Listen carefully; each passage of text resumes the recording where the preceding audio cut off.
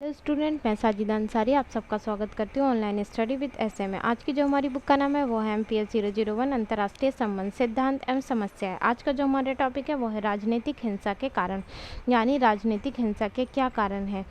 आइए देखते हैं। सबसे पहले यहाँ राजनीतिक हिंसा का अर्थ जानेंगे।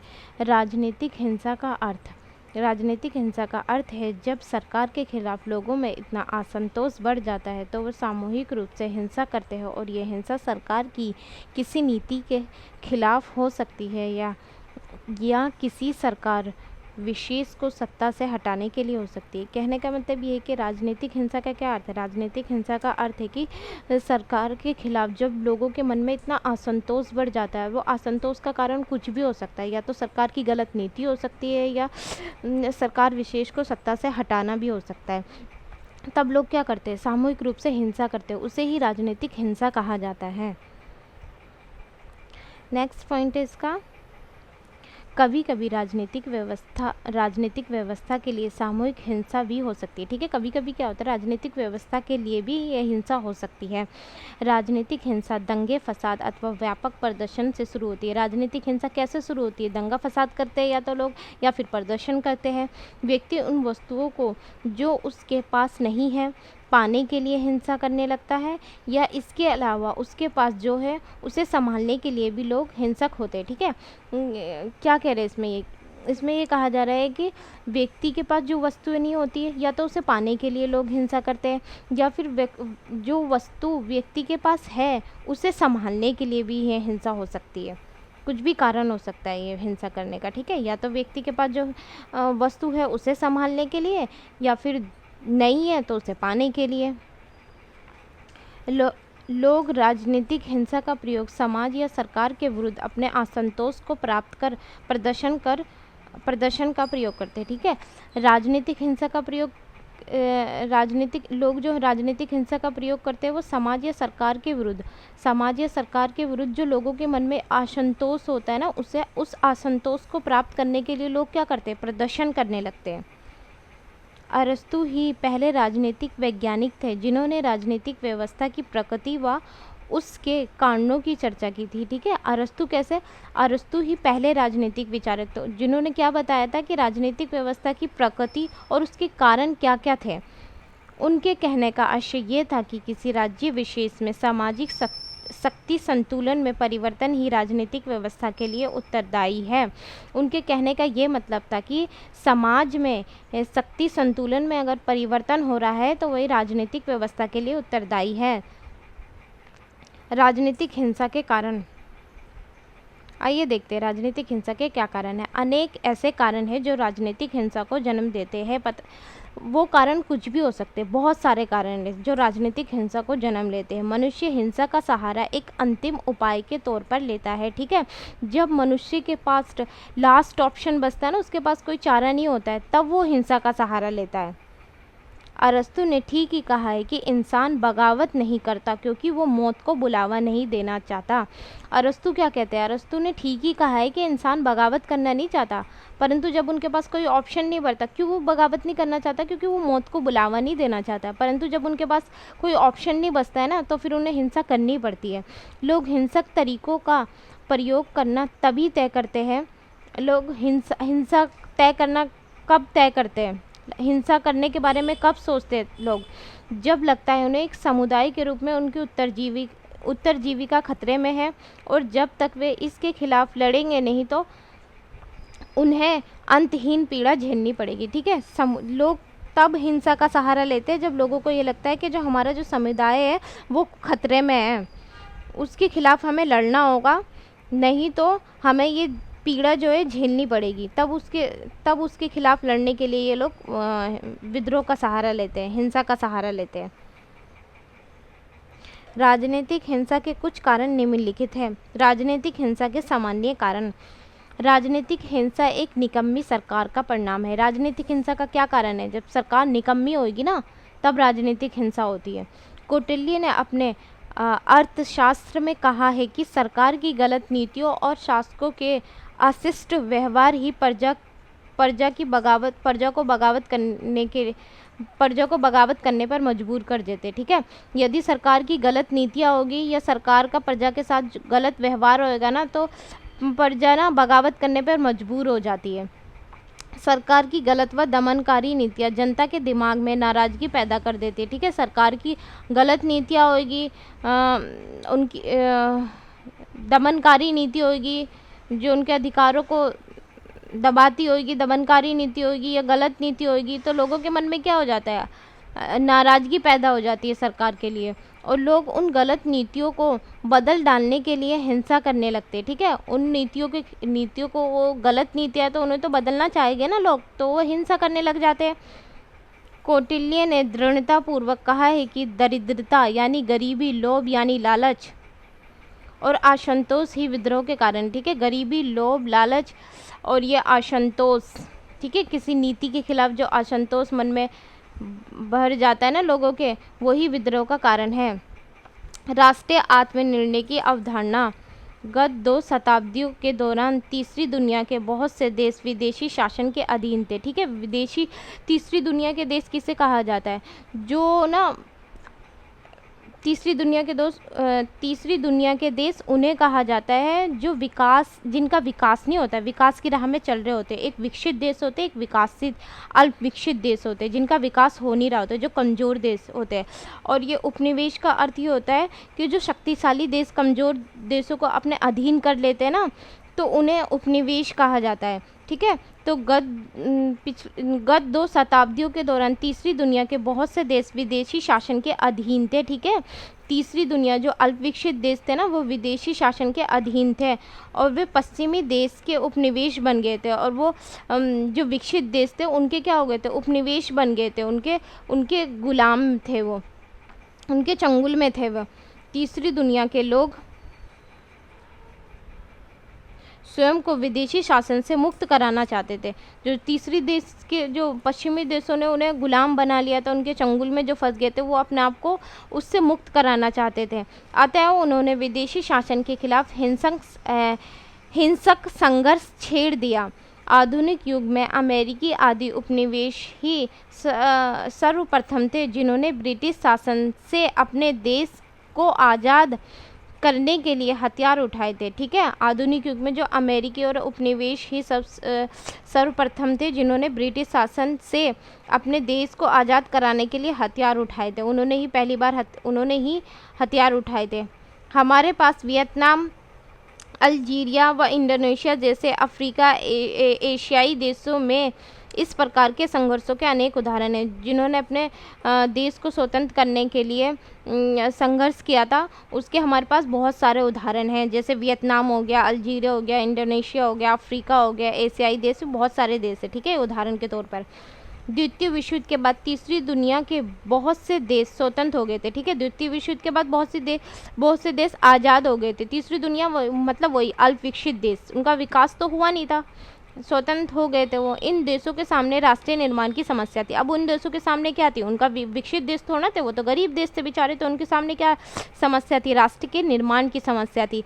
क्योंकि राजनीतिक एकीकरण की प्रक्रिया कमज़ोर थी। राजनीतिक एकीकरण की जो उनकी प्रक्रिया थी ना, वो बहुत कमज़ोर थी, परंतु जनता के दिमाग में राजनीतिक चेतना बढ़ रही थी।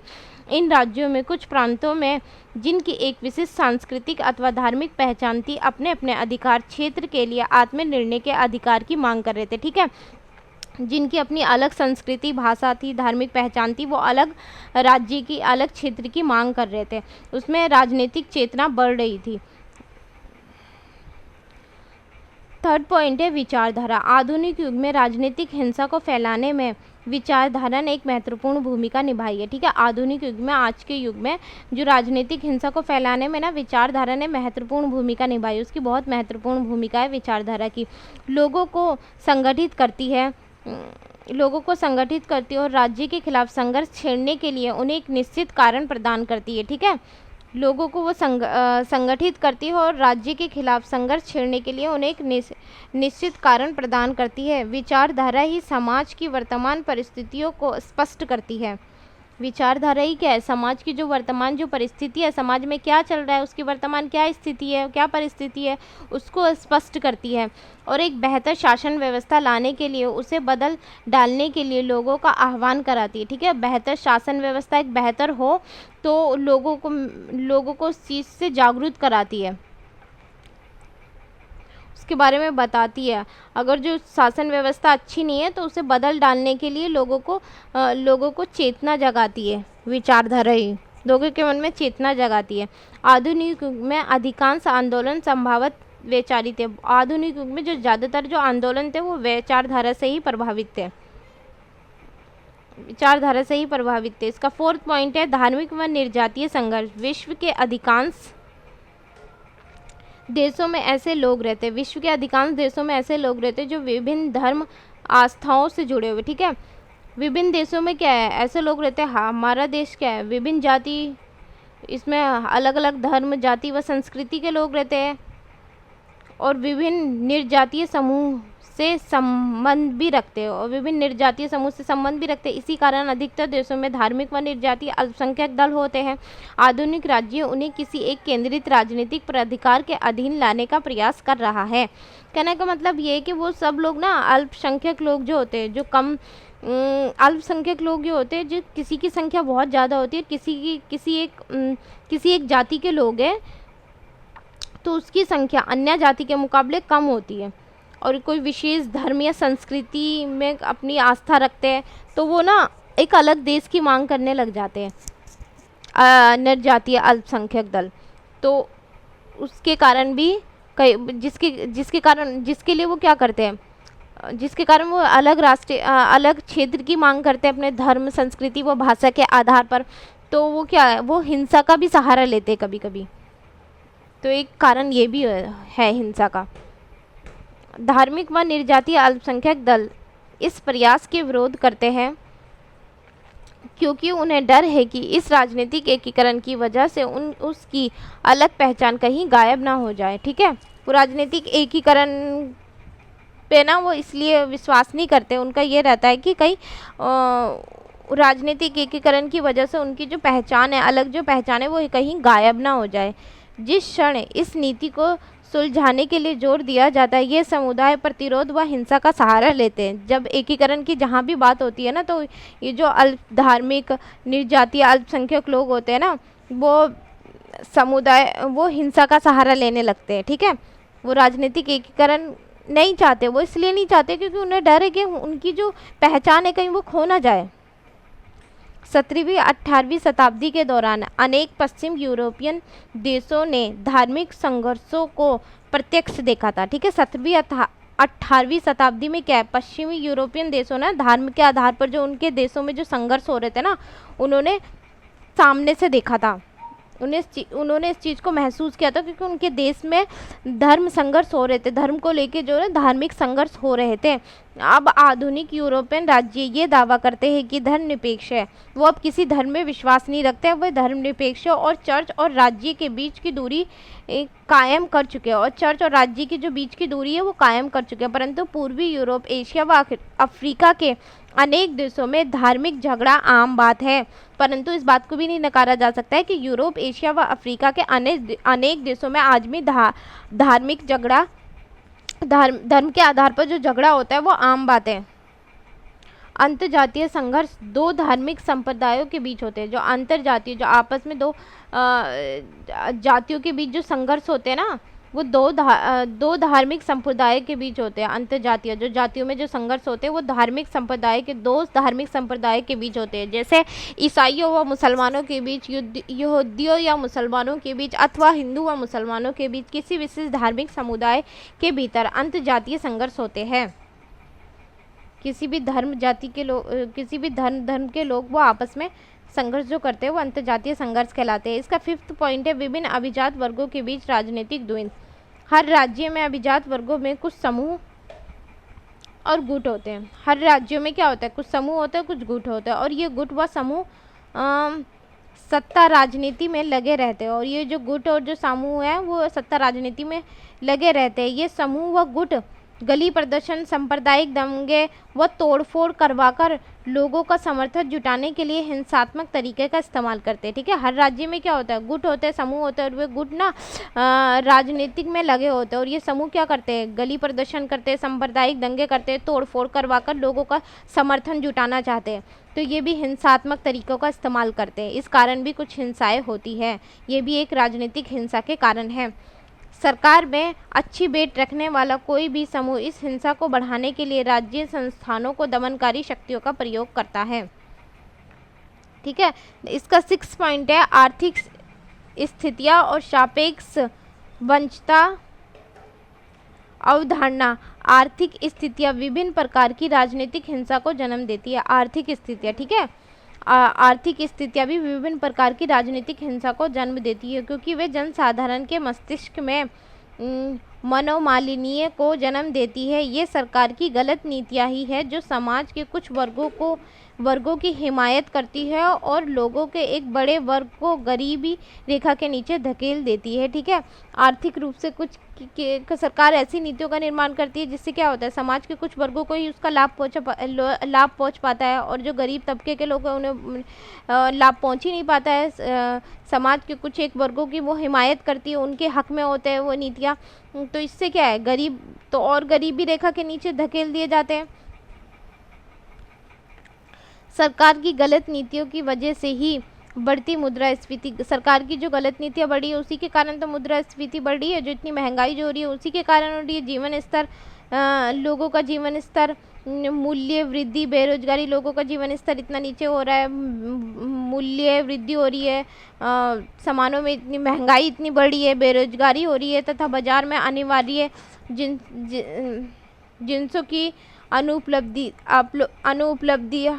अनुपलब्धता होती है। ये कारक ही लोगों को सरकार के विरुद्ध सड़कों पर उतरने और हिंसक प्रदर्शन करने में मजबूर कर देते हैं। ठीक है, ये सारे कारण, मुद्रास्फीति, सरकार की गलत नीतियाँ, और ये लोगों का जो जीवन स्तर गिर रहा है, इतनी बेरोजगारी बढ़ रही है, और क्या हो रहा है, महंगाई बढ़ रही है। तो ये सर अनेक कारण हैं जो सरकार को, जो लोगों को ना हिंसा या प्रदर्शन करने के लिए ना मजबूर कर देती है। कामगार, किसान, छात्र व समाज के अन्य वर्ग सरकार की नीतियों के खिलाफ विरोध करने के लिए प्रदर्शन में भाग लेते हैं। क्या करते हैं, कामगार, जो किसान होते हैं, छात्र व समाज के जो अन्य वर्ग होते हैं, वो सरकार की नीतियों के खिलाफ, जो गलत नीतियाँ होती हैं उनके खिलाफ विरोध करने के लिए प्रदर्शन करते हैं। आज का हमारा टॉपिक यहीं समाप्त होता है। अगर आपको मेरी वीडियो अच्छी लगे तो please like, share and subscribe जरूर करें। Thank you.